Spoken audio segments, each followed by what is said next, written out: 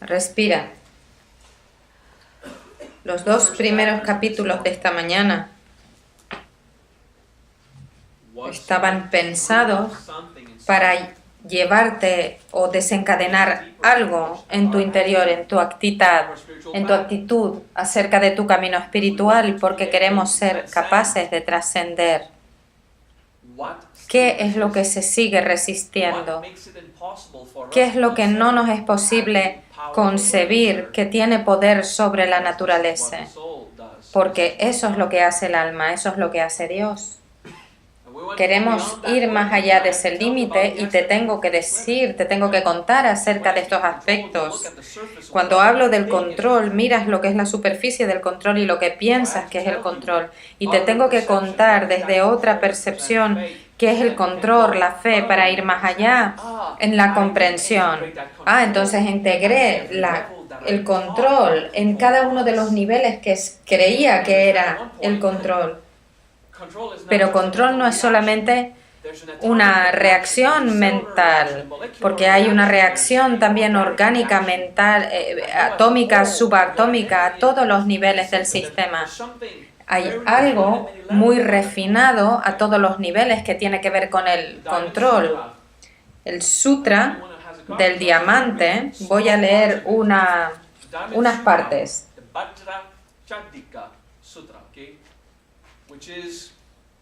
Es un título muy largo y luego un título corto.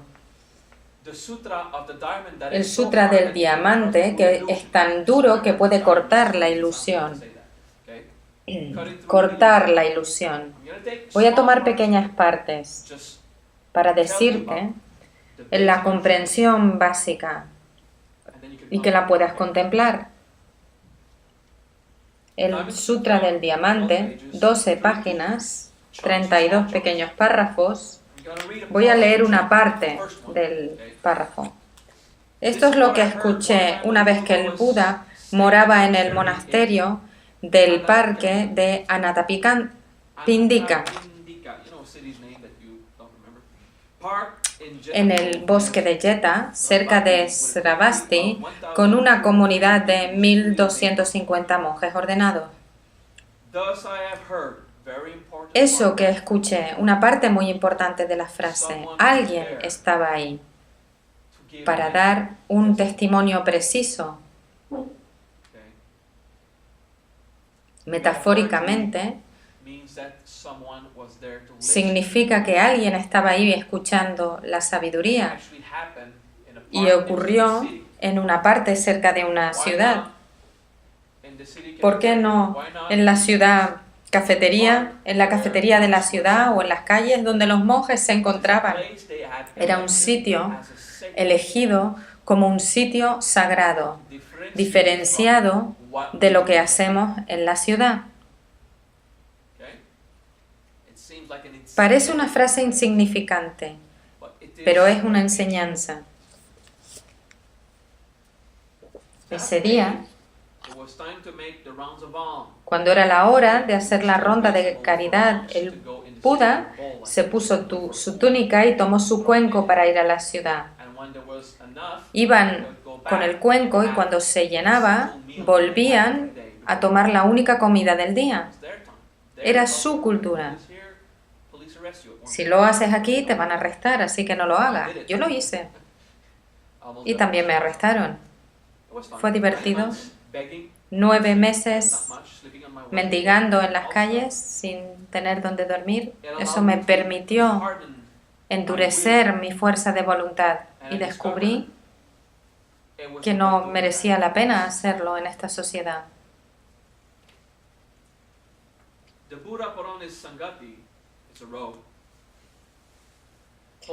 Tomó su cuenco, hizo esto, lo otro, volvió, regresó al monasterio para tomar la comida del mediodía.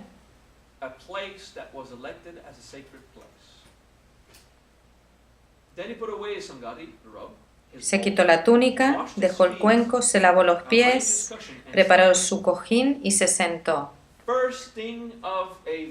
Lo primero de un sutra importante es que el Buda primero se hizo cargo de sus necesidades físicas. Lo primero de una sabiduría importante. Hazte cargo de tu humano. Lavó sus pies, se quitó sus zapatos. En el templo se quitan los zapatos, se lavan los pies, porque hacían lo que hacía el Buda, pero el Buda lo hizo porque no tenía zapatos. Cuando tú quitas tus zapatos, es como estás haciendo lo que hacía el Buda cuando él se lavaba los pies. Ya está. No hace falta que además te laves los pies. En el contexto cultural.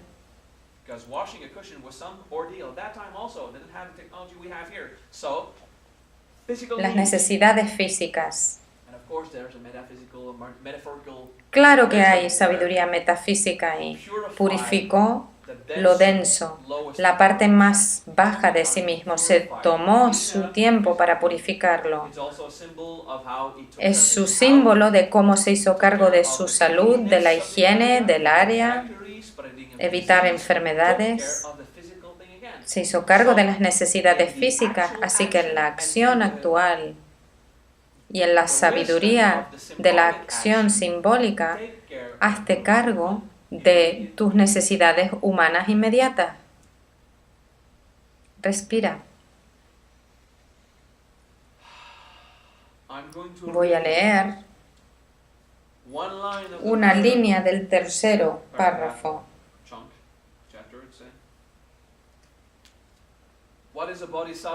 ¿Qué es un bodhisattva?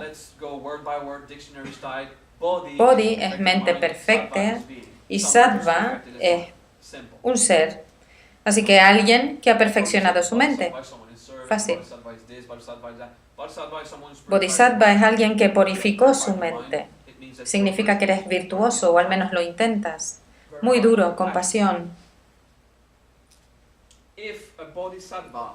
Si un bodhisattva se aferra en la idea de su ser, una persona o una idea, esa persona no es un auténtico bodhisattva. El bodhisattva no se aferra a la idea de su ser, la importancia de lo que tú eres. No te aferras a la idea de un yo. Esa sabiduría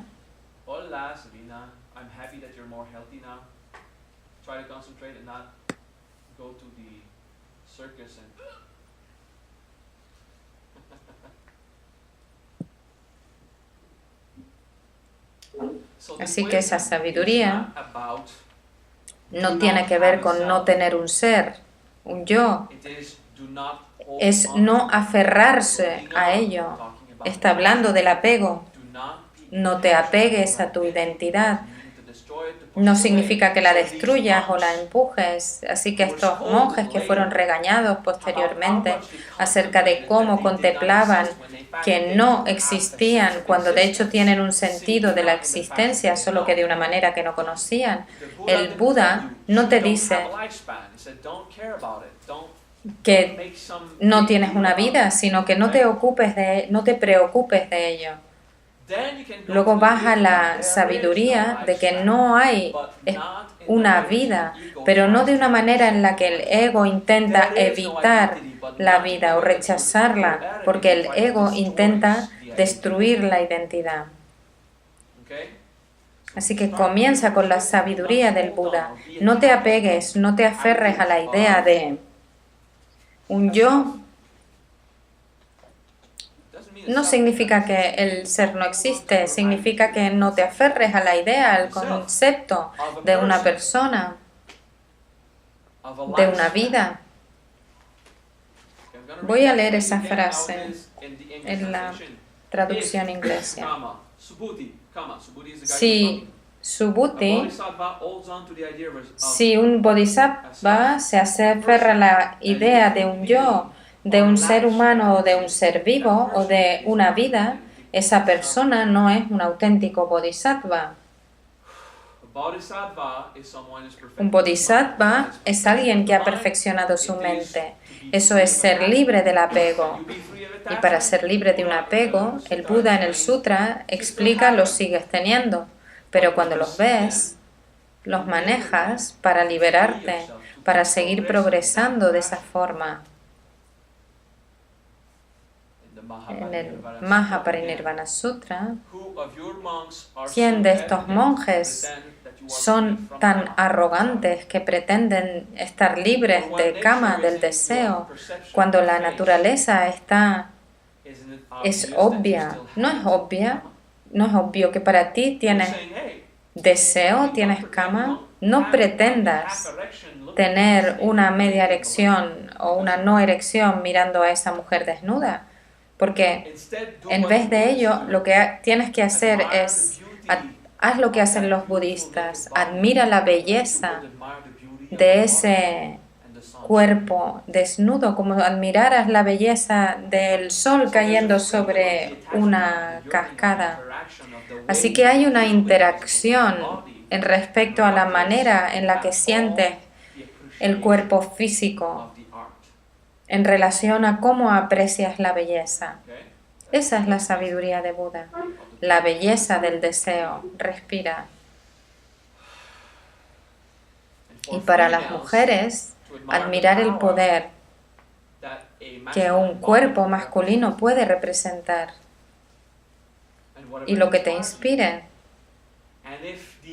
Y si la experiencia de ello te causa sufrimiento, la admiración del trabajo de Dios. Buda dijo, la belleza de la naturaleza, de Mahamaya, la belleza de tu experiencia, te revelará algo que todavía tienes que perfeccionar sobre ti mismo, y eso está bien. Así que negar todo lo que es creado no es estar libre de lo que es creado.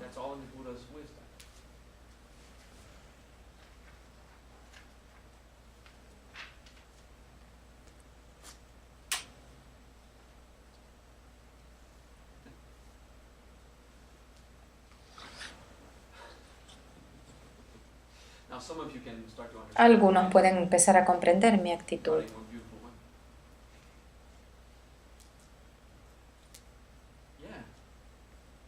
Como una cascada. Tan solo quiero sumergirme. Si no puedo, transmigraré. Siempre encontraré la manera de entrar en tu interior. Claro que estoy bromeando, pero de una manera respetuosa. Estoy provocándote, estoy usando eso. Respira.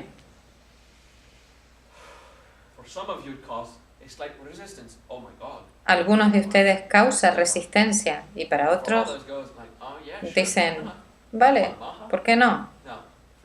No, olvídalo.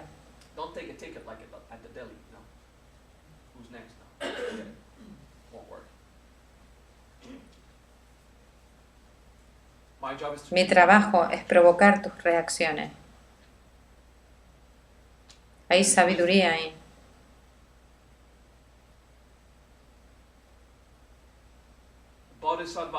Un bodhisattva no confía en ninguna forma de sabor, de olor, sus sentidos o su mente para ser generoso o no.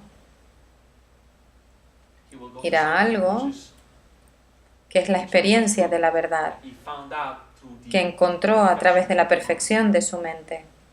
Incluso más allá, si un bodhisattva no confía en ningún concepto al practicar la generosidad, la alegría que resulta de ese acto virtuoso es tan grande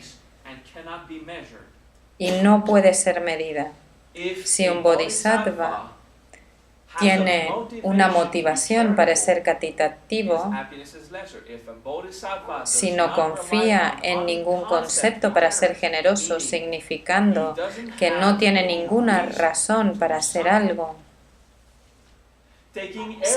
tomando todo lo que el ego le parece tan precioso y lo ofrece sencillamente por lo que pueda ocurrir y beneficia a todos los seres vivos, no por el egocentrismo y por el control. Si el Bodhisattva no confía en ningún concepto, practicando generosidad, así que no hay ninguna ganancia potencial a nivel del ego, la alegría que resulta de ello es tan inmensa y no puede ser medida.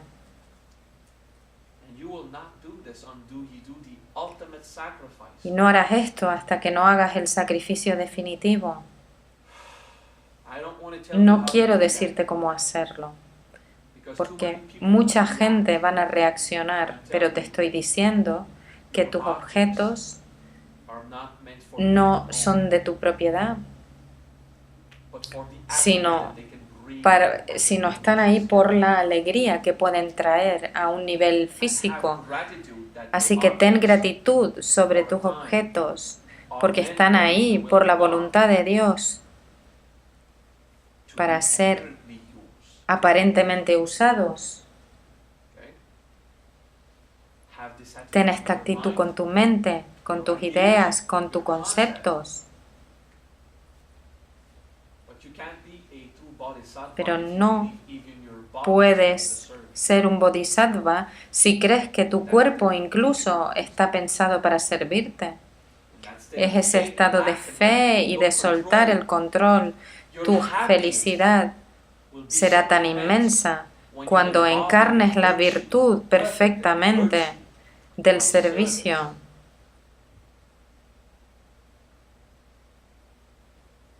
No te estoy diciendo que vayas a follar a alguien por el placer que les lleve. No he dicho eso. No te confundas con ello.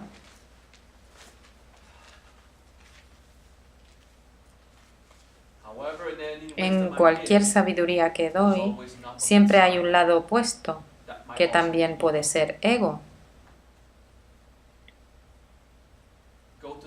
Ve al punto donde no hay ninguna norma y permanece virtuoso y enseña a la gente cómo liberarse del deseo. Respira.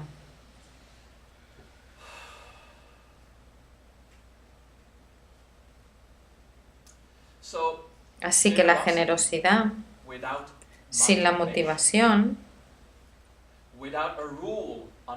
sin normas de cómo practicarla, sin un estado mental y cómo se acepta, sin un sistema de comparación para identificar qué es un acto caritativo y qué no es un acto caritativo. Algo puede ser caritativo aparentemente, pero no serlo. Y algo puede ser o parecer ser abusivo en la superficie y caritativo en la profundidad.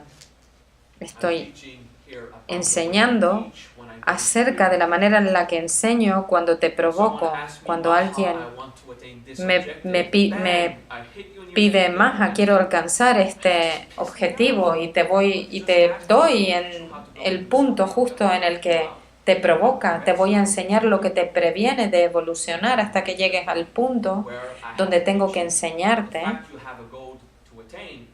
que el hecho de tener un objetivo es lo que te previene de tener el objetivo.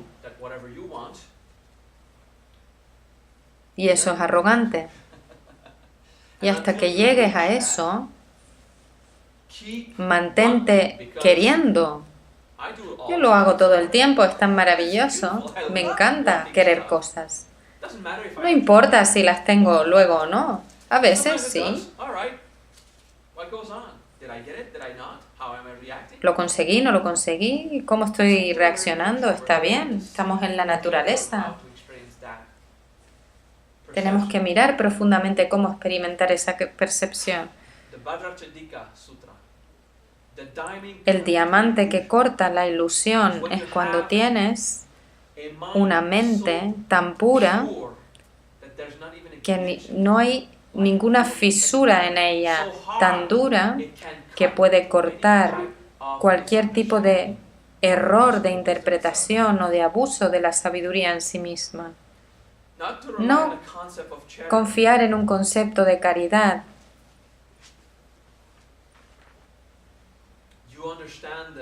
Comprendes la sabiduría fundamental cuando eres un monje y haces lo que se requiere para emanciparte, independientemente de tu cansancio, tus necesidades. Algunos han pasado por ello. Y para aquellos padres que son lo suficientemente fuertes para permanecer al lado de sus hijos y no actuar como animales dejando la familia, que también está bien. Pero para los hombres que tienen la fuerza suficiente como para quedarse y enfocar y proveer, saben eso.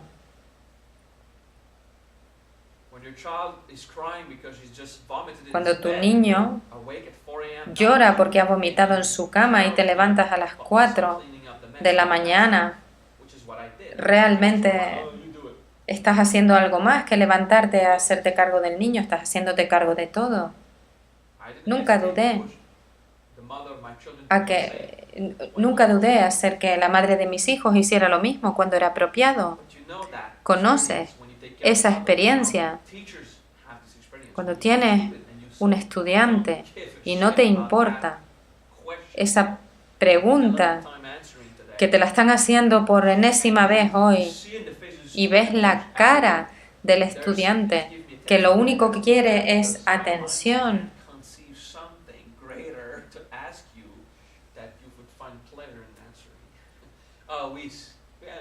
a los profesores nos gustan las preguntas desafiantes donde tenemos que hacer filosofía porque nos gusta estudiar a nuestro nivel, es divertido.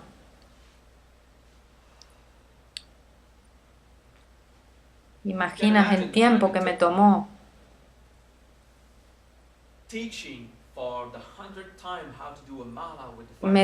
enseñar por enésima vez cómo se usan los malas y los mantras? Y cada vez había alegría porque los estudiantes tenían la atención.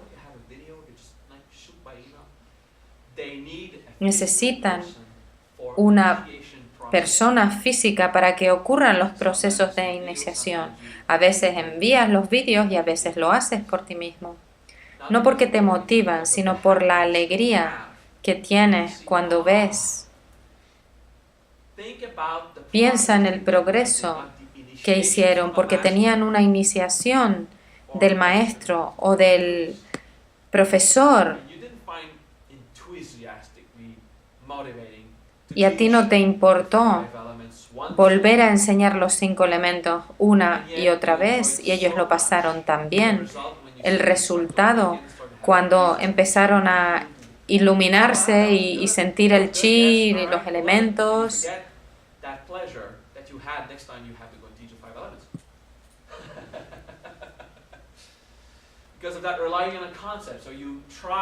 así que así, confiando en este concepto, intentas ser un bodhisattva. Y tu cuerpo no hace sino pelearte y discutir diciendo no quiero hacer esto.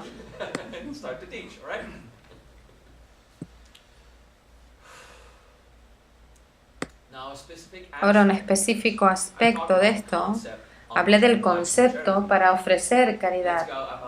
Hablemos de la segunda parte. Si un bodhisattva no confía en ningún concepto al practicar la generosidad, entonces la alegría resultante de ese acto virtuoso es tan grande como el espacio y no puede ser medido.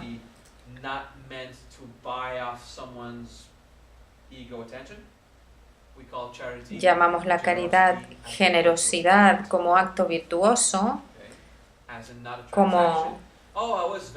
no como una transacción. Oh, yo era muy caritativo, yo ayudé a este chico y él me va a prestar un tractor. No, eso es un negocio. Un acto virtuoso es yo te ayudé. Incluso me insultaste, no lo hice por ti, lo hice por Dios. ¿Qué es generosidad entonces? ¿Recuerdas mi enseñanza sobre la humildad y falsa humildad? Otro aspecto importante. La alegría es tan grande como el espacio, significa que este acto virtuoso es lo que te causa sentir la grandeza del cielo. Porque la palabra espacio en sánscrito es la misma que el cielo. Y la palabra grande no tiene que ver con la medida, pero el sentir la grandeza, la maravilla, puedes traducirlo de dos maneras. Qué maravillosa experiencia espiritual puedes alcanzar, o qué inmenso es el espacio del universo. Son las mismas palabras con diferentes significados, según el contexto, y no puede ser medido. Significa que no hay manera en que tu mente pueda identificar el impacto de esto. No puede tener un concepto. Si tienes un concepto en cómo tienes la generosidad, la caridad, entonces el ego teniendo un concepto, el ego obtendrá la manera de manejarlo. Si puedes ver la naturaleza de los signos sin signos, entonces puedes ver a Tathagata.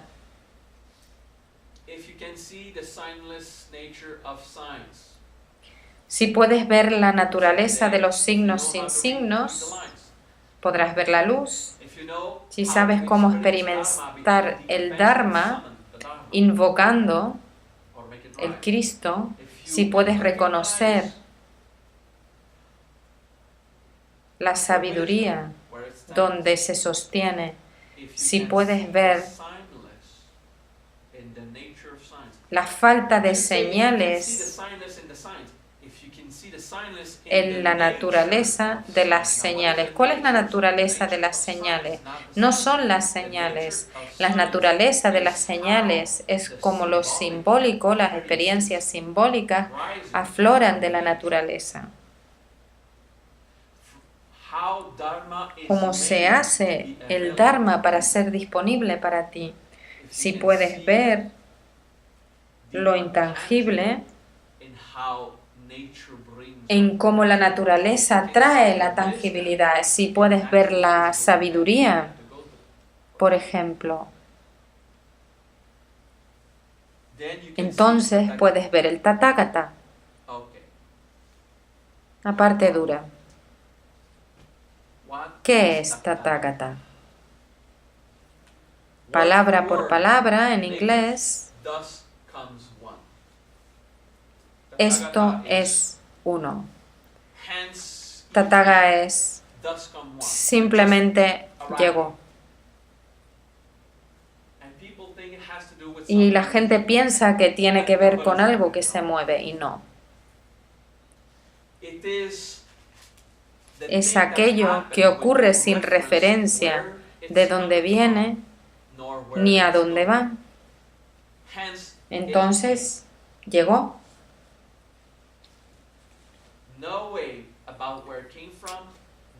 No se sabe de dónde viene ni de a dónde va. No hay referencia a la experiencia. Tathagata, los bijas de Tat y Gat, muchas Ts con una G, de todas las formas de la estructura de la naturaleza se mueve sin ninguna otra referencia, sin ningún otro tipo de propósito o objetivo que alcanzar. Tathagata, metafóricamente, significa simplicidad. El estado más perfecto de simplicidad para existir. Cuando te mueves, solo te mueves. Y en la mente del Bodhisattva, estás liberado del concepto que te motiva hacer lo que hace, aceptando la naturaleza de cómo lo hace o de la manera en la que se desenvuelve la estructura en la naturaleza. Hay 3 T's ahí, en una manera estructural. Es el bija de organizar cosas, eventos, naturaleza, significa el mundo. Tathagata significa que estás físicamente en el mundo, encarnado en una estructura, libre de atenciones y razones para hacer esto o lo otro. En Tathagata. Y eso significa que las haces.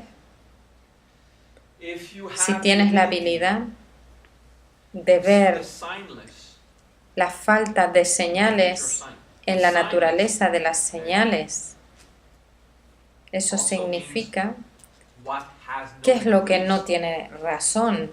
Una señal es algo que te apunta en una dirección.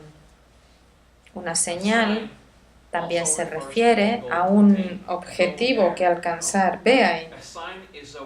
Una señal es una manera de alcanzar algo.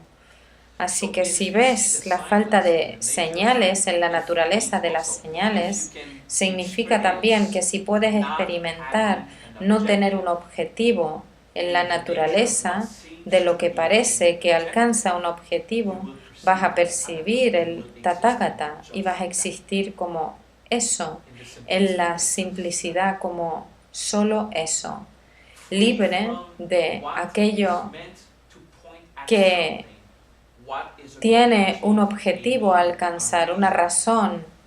Eso es una enseñanza sobre el aspecto motivacional que te estaba contando, que el ego usa para perder la motivación, y lo que hace, lo hace sin pasión. Y esa pasión no hace referencia a la pasión como sexo, sino la pasión es algo que te motiva sin referencia.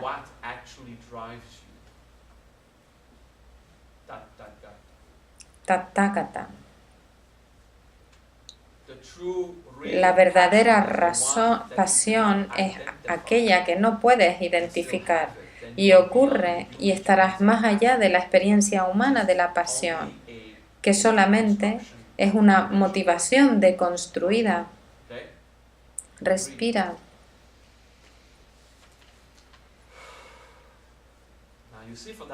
Para esta sabiduría necesitas saber cómo pensar de otra manera. Tienes que saber cómo leer entre líneas. En la naturaleza hay que ver en los eventos qué es lo que conllevan, no de una manera en la que se supone que tiene un significado y sigue trayéndote una sabiduría y una comprensión. Y eso, comprender, es lo que necesitas desde el punto del ego. Comprender desde el punto de vista del alma es tener la experiencia para que puedas ser consciente. ¿Qué es el objetivo del alma? Hay un objetivo en el alma, es ser consciente. ¿Cuál es el objetivo del ego? Es mantenerte separado de la conciencia.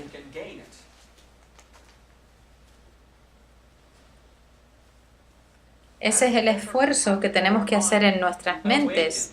Despertar en el primer bhumi, dejar de estar esclavizados al sueño, a pesar de que sigue pareciendo estar ahí, pero simplemente ocurre.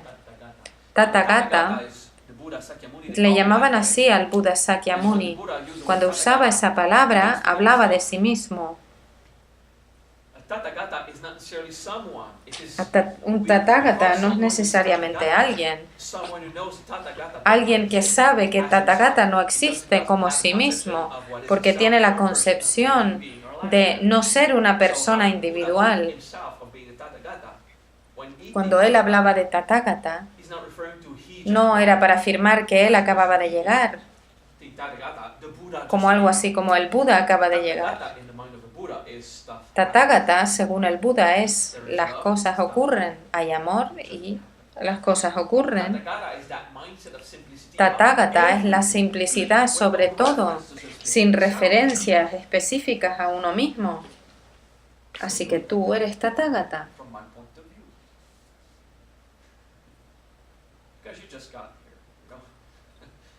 Las cosas ocurren. Como el estado de identidad sin referencia, como en la naturaleza del Buda. Usamos los nombres de la naturaleza búdica como una herramienta. Si usas esa naturaleza búdica, es una herramienta para usarla. Y en el plan 10, la mayor parte del tiempo, o bien eres avatar o tathagata.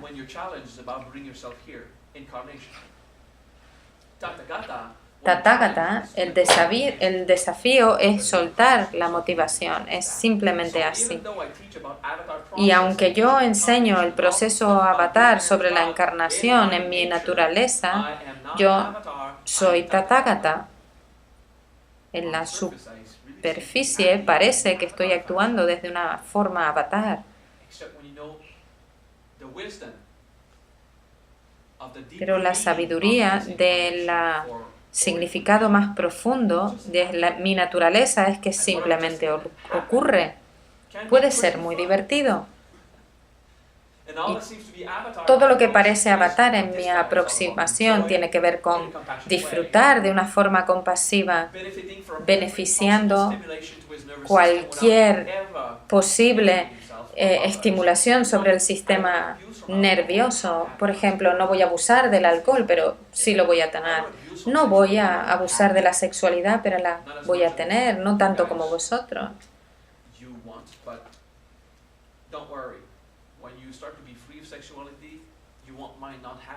Cuando comiences a evolucionar y estar siendo libre de la sexualidad, probablemente no querrás tenerla. A veces duele.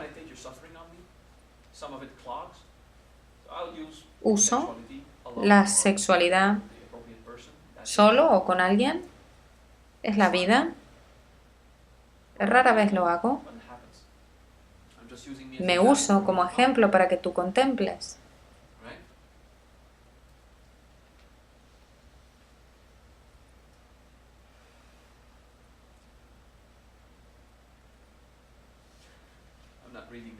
No voy a leer ese.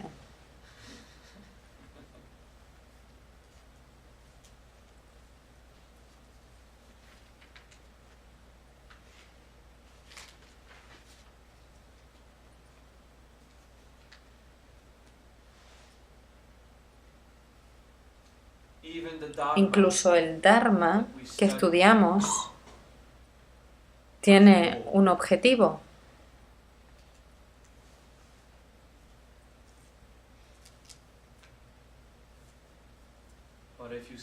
Pero si ves un objetivo en el Dharma, no es Dharma.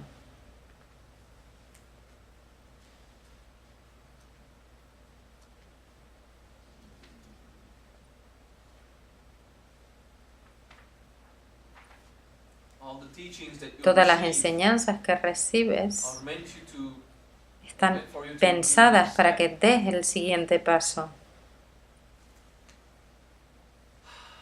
Este sutra se llama el diamante que corta la ilusión, porque tiene la capacidad de cortar la ilusión, el reflejo que nos lleva a la orilla de la ilusión. Este sutra se llama el diamante que corta la ilusión. El sutra, desde el punto de vista del Buda, no es un libro, no son palabras. Sutra no son palabras escritas en un libro, no son palabras habladas cuando se leen. El sutra no es una enseñanza aparente, El sutra no es un profesor, el sutra es una experiencia de Dharma que permite a la sabiduría aflorar.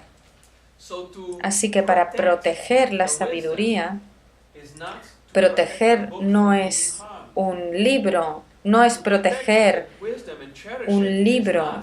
Proteger la sabiduría no es dar valor a un libro y a su contenido en el que se encuentran las palabras, no es intentar evitar que se disuelvan las palabras de las páginas. Proteger el Dharma no es proteger al maestro que las enseña. Proteger o valorar el sutra no es hacerse cargo del profesor que lo lleva. Proteger el sutra es, en un estado perfecto de mente, tener un sentido de lo que es sagrado. Dar valor a la sabiduría que aflora, sin referencia de dónde aflora y a dónde te va a llevar. Tathagata. El Sutra del Lotos no es un libro donde hay un loto. El Sutra del Loto es la sabiduría que te enseña cómo alcanzas la conciencia de la conciencia en un símbolo de Padma. El símbolo es la flor abierta a la conciencia y tiene una raíz que profundiza en la profundidad de las aguas. El Sutra del Loto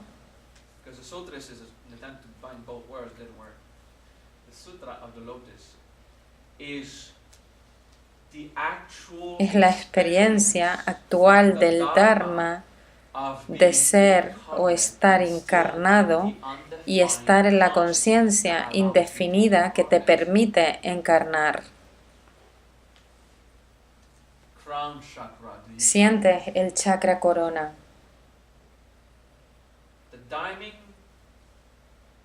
El diamante que corta la ilusión no es la palabra o las palabras o aquel que las habla o las páginas donde están escritas.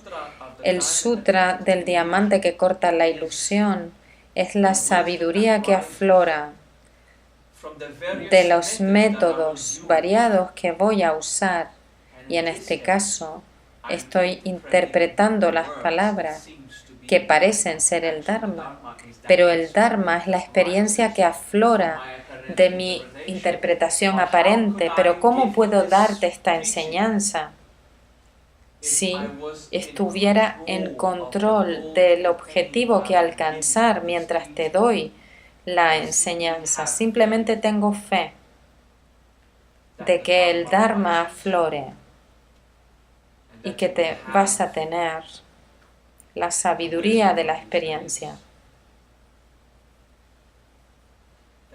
de que tendrás el sentido de lo sagrado, que te permitirá liberarte de la ilusión para poder ir a ese estado de Tathagata, el estado en el que yo estoy mientras te doy esta sabiduría, porque el Dharma es perfecto. Y trascender la idea de las palabras en las páginas y alcanzar la sabiduría verdadera del Dharma, de solo eso, la simplicidad en la naturaleza, libre de la naturaleza, pero haciéndola de cualquier manera, sin razón alguna, pero la fe de lo que es, lo que parece ser el objetivo de alcanzar, que no es un objetivo, parece llegar a algún sitio, pero sin referencia de dónde vamos. Y tenemos miedo como humanos porque no tenemos ni idea dónde vamos yendo, y eso es maravilloso. Suéltate de esa inseguridad para que puedas soltar el libro. Y en esa comprensión compasiva de no objetivo que alcanzar, de que no hay drama en el Dharma, te liberas a esa sabiduría.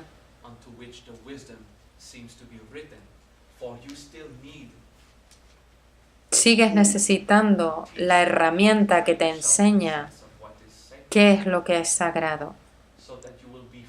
Hasta que te liberes de esa herramienta y experimentes Tathagata. Te sabes como todo. Es la primera vez que he explicado Tathagata en la manera en la que experimento. Y sigo viendo que tu mente sigue progresando. Tu alma está deslizándose con placer sobre la sabiduría. Algunas tienen la boca llena de amruta. Puedes sentir que hay algo ahí.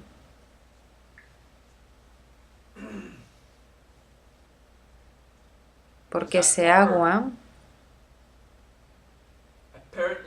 aparentemente que alimenta la conciencia más elevada, fluye a lo largo del tallo y llega a las raíces.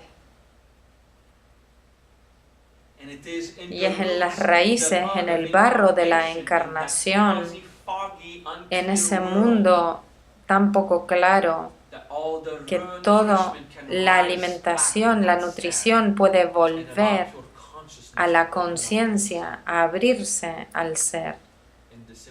En la flor de loto simbólica, como Tathagata. Agua, sabiduría, Dharma, lo que hace es nutrir el suelo, que está lleno de barro pegajoso, donde todas las experiencias de sufrimiento y de alegría alternándose proveen al lotus para que se abra a Mahavairochana, el sol del loto. Una vez somos libres de la esclavitud del suelo, confiamos en ese suelo para permanecer conscientes a los niveles más elevados, como Tathagata. Aquellas T's y la G y tantas A's, la presencia de eso, diciéndote, muévete en la naturaleza, libre de cualquier referencia de por qué lo haces, por qué deberías continuar, por la pasión, libre de motivación, la pasión como objetivo que alcanzar y el objetivo por una necesidad egocéntrica de comprender ocurrirá en Tathagata. Solo eso. Así que medita sobre tu naturaleza búdica en alguna ocasión. La mayor parte de ustedes son Tathagata. Coge tu mala en alguna ocasión y recita Tathagata, Tathagata. Y siente el incremento de la pasión que no comprendes y el decremento de la motivación, las preferencias, los anhelos, los deseos. Y cada vez que dices Tathagata, cuando necesites inspiración, di simplicidad.